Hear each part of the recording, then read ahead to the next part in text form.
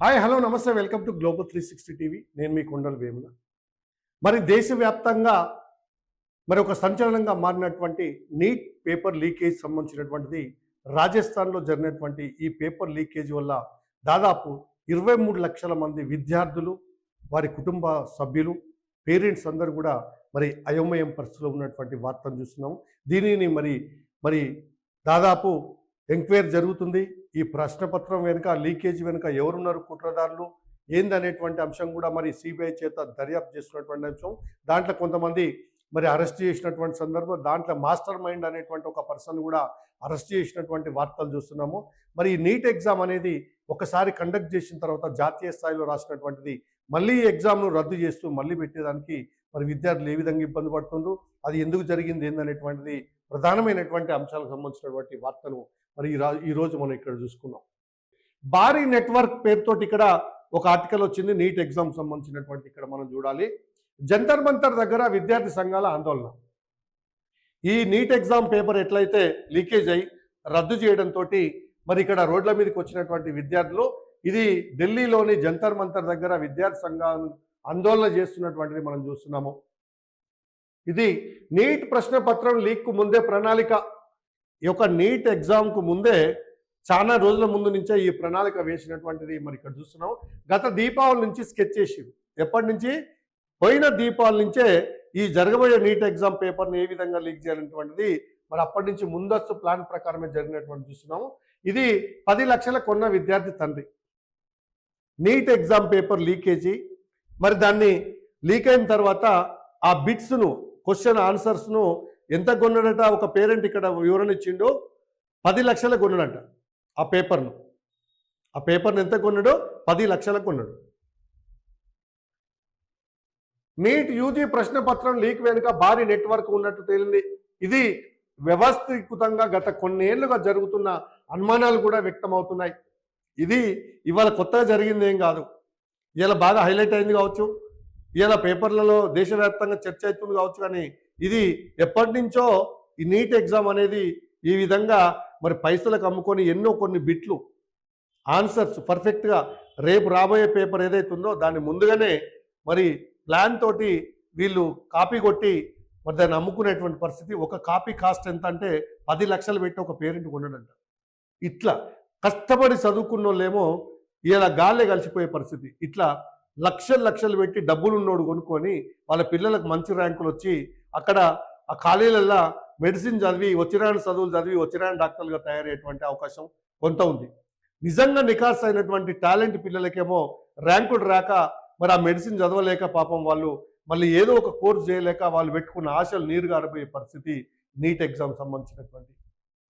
ఇంత దారుణం ఈ చూడ్రి దానికి సంబంధించిందే.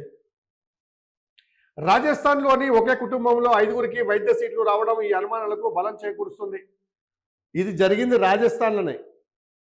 రాజస్థాన్లో ఒకటే ఇంట్లో ఒకే కుటుంబంలో 5గురికి వచ్చినాయట మెడికల్ సీట్. 5గురికి అంటే వాళ్ళు ఎంత కొన్నట్టు? 50 లక్షలు పెట్టి కొన్నట్టే. ఒక్కొక్క పేపర్కు 10 లక్షల రూపాయలు. ఇది రాజస్థాన్లోని ఒకే కుటుంబంలో 5గురికి వైద్య సీట్లు రావడం ఈ అనుమానాలకు బలం చేకూరుస్తుంది.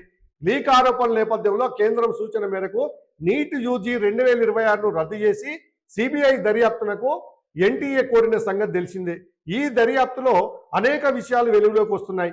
మహారాష్ట్రలో మొదలై హర్యానా ద్వారా రాజస్థాన్కి ఇది చేరినట్లు వెల్లడైంది. ఇది ఎక్కడ? హర్యానా.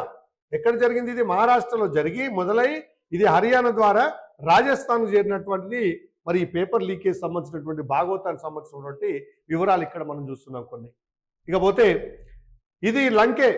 మహారాష్ట్రలోని హాల్యాబాయి నగర్లో ధనుంజయ్ అనే వ్యక్తి వద్ద ప్రారంభమైనటువంటి ఈ నెట్వర్క్ ఎక్కడ మొదలైంది? ఇది మహారాష్ట్రలోని అహల్యాబాయి నగర్లో ధనుంజయ్ అనేటువంటి ఒక వ్యక్తి వద్ద ప్రారంభమైనటువంటి ఈ నెట్వర్క్ ఏ నెట్వర్క్? Paper leakage network. నాసిక్లోని శుభం ఖైర్నాను అక్కడి నుంచి హర్యానాలోని ఎస్ యాదవ్ ద్వారా రాజస్థాన్కు చేరింది. అంటే ఇంతమంది హస్తం ఉంది ఇందులో.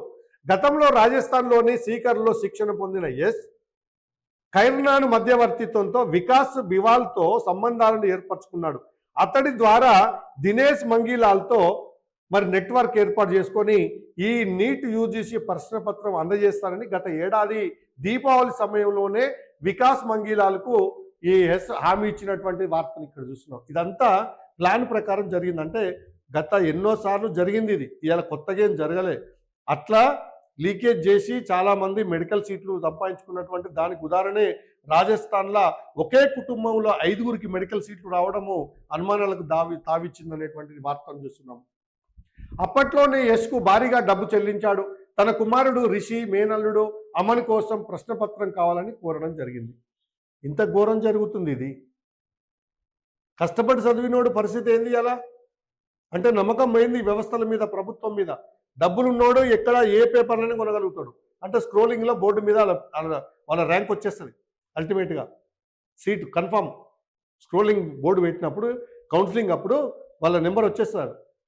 అట్లా మన తెలంగాణలో కూడా బీఆర్ఎస్ హయాంలో మెడికల్ సీట్లు వచ్చినాయి. ఒక ఎంపీకి సంబంధించినటువంటి ఒక పిఏ బిడ్డకు కూడా ఒక మెడికల్ సీట్ వచ్చింది. దాని మీద పెద్ద గొడవ కేసు కోర్టు దాకా పోయింది. అంటే బిలో ర్యాంక్ స్టూడెంట్కి ఎలా వస్తుంది? సేమ్ కేటగిరీ బిలో ర్యాంక్ వాళ్ళు అంటే స్పెషల్ చూపించాలి. ఏదైనా స్పోర్ట్స్ కోటానా లేకుంటే స్పెషలైజేషన్ ఏమైనా ఉందా? అవేం లేకుండా మరి అది కూడా స్పెషలైజేషను ఒక నేషనల్ అథ్లెట్స్ అని ఏదో ఒక దొంగ సర్టిఫికేట్ తీసుకొచ్చి పెట్టి ఆ కారణం చేత సూచించినటువంటి దాఖలాలు ఉన్నాయి. ఇవన్నీ కూడా ఈ యొక్క పెద్ద మాఫియా అనేది ఎప్పటి నుంచో నడుస్తున్నటువంటిది. దురాశ పట్టించింది. నీటి ప్రశ్న పత్రాన్ని సంపాదించిన దినేష్ కుటుంబం దురాశ లీక్ వెలుగులోకి రావడానికి కారణమైంది. లీక్ అయిన ప్రశ్న పత్రాన్ని రాకేష్ మాండవారియా ద్వారా రిషి పలువురికి విక్రయించాడు. వీడొక్కడు తీసుకొని ఏం చేసిండు, చాలా మందికి దాన్ని అమ్ముకున్నాడు. ఈ పేపర్ను ఎంతకు 10 లక్షలకు అమ్ముకున్నాడు ఒక్కొక్కదాన్ని. సీకర్లోని పలు కోచింగ్ కేంద్రాలకు ఇది 15 గంటల ముందు చేరింది. ఎగ్జామ్కు 15 గంటల ముందే ఈ పేపర్ చేరినటువంటి విషయం. అంటే అది ఉట్టిగా పోలే, పైసలు ఇచ్చిన వాళ్ళకి 10 లక్షలు ఇచ్చిన వాళ్ళకి పోయింది. అందులో ఒక ఆయన పేరెంట్ 10 లక్షలు ఇచ్చి కొన్న ఆయన కూడా ఇలా వాంగ్మూలం ఇచ్చినటువంటిది మనం పేపర్లో చూస్తున్నాం. దీంతో ఈ విషయం బయటకు పొక్కి దర్యాప్తుకు దారితీసింది. జంవారం గడ్డులో ఈ పలువురికి లీక్ అయిన ప్రశ్నపత్రం అందినట్లు సిబిఐ గుర్తించింది. ఆల్రెడీ సిబిఐ విచారణలో ఈ లీక్ అయిన ప్రశ్నపత్రము ఎంతమందికి అందింది ఏందనేటువంటి కూడా విచారణలో క్లియర్గా తేలినటువంటి వాస్తవం ఇక్కడ మనం చూడొచ్చు. నీటి ప్రశ్నపత్రం లీక్ కేసులో మరో 2 గురువారం సిబిఐ అరెస్ట్ చేసింది.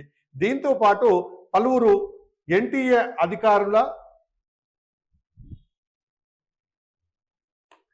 అధికారులపైన అనుమానాలను వ్యక్తం చేసింది. ఉత్తరప్రదేశ్లోని గంగోత్రి నగర్లో నీట్ అభ్యర్థి రితిక్ మిశ్రా 21 గురువారం ఆత్మహత్య చేసుకున్నారు. ఎక్కడ జరిగింది ఇది? ఉత్తరప్రదేశ్లోని గంగోత్రి నగర్లో నీట్ అభ్యర్థి రితిక్ మిశ్రా గురువారం ఆత్మహత్య. ఎందుకు పాపం? ఎగ్జామ్ రాసిండు, మళ్ళీ ఏమైద్దో అనేటువంటి దేనికి చనిపోయిందో తెలియదు. ఆయన ఇంట్లో ఫ్యాన్ ఊరేసుకొని చనిపోయినటువంటిది ఇక్కడ చూస్తున్నాం. సీకర్లో హల్చల్. నీటి యూజీ ప్రశ్నపత్రాన్ని లీక్ చేసిన నిందితులు రాజస్థాన్లోని సికార్లో ఒక్కో విద్యార్థికి దానిని 2 లక్షల నుంచి 5 లక్షలకు విక్రయించినట్టు తెలిసింది. చాలా ఘోరం ఇది. ఎవరు అనుమానించకుండా ప్రశ్నలు సమాధానాలను చేతిరాతతో రూపొందించి స్కాన్ చేసి పీడిఎఫ్గా మార్చి పంపిణీ చేశారు. పరీక్ష రాసిన ఓ విద్యార్థి తండ్రి దీనికి సూత్రధారాన్ని వెల్లడైంది. 7 రోజుల కస్టడీ. నీటి ప్రశ్నపత్రం లీక్ కేసులో 5 నిందితులను 7 రోజులు పోలీస్ కస్టడీకి అప్పగిస్తూ గురువారం ఢిల్లీ కోర్టు జడ్జి అజయ్ గుప్తా ఉత్తర్వులు జారీ చేశారు. దీంతో ఎస్ యాదవ్, మంగీలాల్, కటిక్, బివాల్ వికాస్, బివాల్ దినేష్, బివాల్ శుభం, మధుకర్, కరుణాకర్లను సిబిఐ కస్టడీ తీసుకొని విచారించనుంది. ఇది మరి ఒక నీట్ ఎగ్జామ్కి సంబంధించినటువంటిది. మనం చెప్పుకున్నాం ఇప్పటిదాకా ఒకే కుటుంబం రాజస్థాన్లో 5 మెడికల్ సీట్లు వచ్చినాయి. మరి ఎట్లా వచ్చినాయి అనేది కూడా మనకు తెరపైకి వచ్చినటువంటిది ఇక్కడ ఒకసారి చూద్దాం. ఒకే కుటుంబంలో 5 సీట్లు. నీట్ యూజీ ప్రశ్నపత్రం లీక్ నేపథ్యంలో ఒక కుటుంబంపై సిబిఐ దృష్టి పెట్టింది. జైపూర్ గ్రామీణలోని జంవార్గఢ్లో ఉన్న దినేష్ బిలాల్ కుటుంబంలో 5 ప్రస్తుతం ఎంబీబీఎస్ చదువుతున్నారు. వారికి సీట్లు ఎట్లా వచ్చాయన్న విషయంపై సిబిఐ దృష్టి పెట్టింది. దినేష్ కుమార్తె గుంజన్ నీట్లో ర్యాంక్ సాధించి బనారస్ వైద్య కళాశాలలో చదువుతుంది. ఈ ఇంట్లో 5 వచ్చినాయట మెడికల్ సీట్లు. దీని మీద సిబిఐ విచారణ చేస్తుంది. దినేష్ మంగీలాల్ సోదరుడి కుమార్తెలు ఘన్శ్యామ్, పాలక్, సోనియా నీట్ ర్యాంకులు సాధించారు. సోనియా ముంబైలో మెడిసిన్ చదువుతున్నారు. మంగీలాల్ కుమార్తె ప్రకృతి దౌసాలో మెడిసిన్ చదువుతున్నారు. వికాస్, బివాల్, సవాయ్ మాధవపూర్ మెడికల్ కాలేజీలో ఈ 5గురు కూడా మరి పైసలు పెట్టి కొనుక్కొని రాసి ర్యాంకులు వచ్చి మెడికల్ సీట్ సాధించి మెడిసిన్ చదువుతున్నటువంటి విద్యార్థులు. మరి నిరంతరం కష్టపడి సొంతంగా ర్యాంకులు తెచ్చుకున్న వాళ్ళకేమో సీట్లు లేవు ఇక్కడ. మరి ఈ దందా ఎప్పటి నుంచో నడుస్తున్నట్టుంది. కాకపోతే ఏదో ఒక రోజు పాపం మండుతుంది కాబట్టి మరి అమాయకమైనటువంటి జీవితాలను నాశనం చేసేలాగా ఈ యొక్క పేపర్ లీకేజ్ నడుస్తున్న తరుణంలో ఏదో ఒక రోజు బయటపడే రోజులు వస్తూనే ఉంటాయి. దుర్మార్గం ఎక్కువ రోజులు నడవదు. అన్యాయం అనేది మరి చాలామంది లక్షల మంది జీవితాలతో ఆడుకుంటున్నటువంటి ఎవరైతే దొంగలు ఉండరో వాళ్ళు బయటపడి ఈరోజు మరి వీళ్ళని మాత్రం కఠినంగా ఖచ్చితంగా శిక్షించాల్సినటువంటి అవసరం ఉంది. ఇలాంటి జరగకుండా మళ్ళీ దేశంలో రాష్ట్రంలో కానీ ఎక్కడ కూడా పటిష్టమైన చర్యలు తీసుకొని ఒక బలమైనటువంటి వ్యవస్థలు లేదా ప్రభుత్వం వాటిని కొనసాగించే విధంగా ఇప్పుడు మరి చాలామంది మనస్తాపం చెంది చనిపోయేటువంటి అవకాశం కూడా ఉందని ఇక్కడ చెప్తున్నారు. కాబట్టి ఇలాంటి జరగకుండా ఉండాలంటే ప్రభుత్వాలు కఠినమైనటువంటి ఆంక్షలతోటే ఈ ఎగ్జామ్లను కండక్ట్ చేయాలని మాత్రము విద్యార్థుల తల్లిదండ్రులు కోరుకుంటున్నారు. ముఖ్యంగా ఒకటే, మీరు ఇప్పటికైనా ఇలాంటి దొంగలు ఉన్నంత కాలము మరి ఈ యొక్క పేపర్లు అమ్ముకొని కష్టపడి చదివినటువంటి మెరిట్ స్టూడెంట్స్కు ఈ మెడికల్ సీట్లు ఆల్ ఇండియా లెవెల్లో రాకుండా అడ్డుకొని వీళ్ళు 2 లక్షలకు 5 లక్షలకు 10 లక్షలకు పేపర్లను కొనుక్కొని వాళ్ళు చదవలేకపోయినా వాళ్ళ పిల్లలకు ఆ టాలెంట్ లేకపోయినా ఆ యొక్క పేపర్లు కొని ఎంబీబీఎస్ పూర్తి చేసి మరి వాళ్ళు ఏబీసీ డాక్టర్లుగా తయారవుతారా, ఏం చేస్తారా? మరి మెరిట్ స్టూడెంట్స్ ఏమో ఇక్కడ సీట్లు రాక ఇబ్బంది పడుతూ సీట్లు కాలైపోయి మరి వాళ్ళు చదవలేక ఎన్నోసార్లు రాసి పాపం జెన్యూన్గా రాసినటువంటి మెరిట్ స్టూడెంట్స్కు ఇక్కడ సీట్లు లేక కోల్పోయి ఇట్లా పేపర్లు అమ్ముకొని ఇట్లా లీకేజీల ద్వారా ఎంతోమంది విద్యార్థుల జీవితాలను అంధకారంలో నెట్టుతున్నటువంటి ఇలాంటి సంస్థలు నిర్వహించేటువంటి సంస్థలను ప్రభుత్వాన్ని కూడా ప్రజలు మాత్రం నమ్మే పరిస్థితులు లేరు. మరి ఇక ముందు కూడా ఇలాంటి జరగకుండా ఉండాలని కోరుకుందాము. నమస్తే, సెలవు.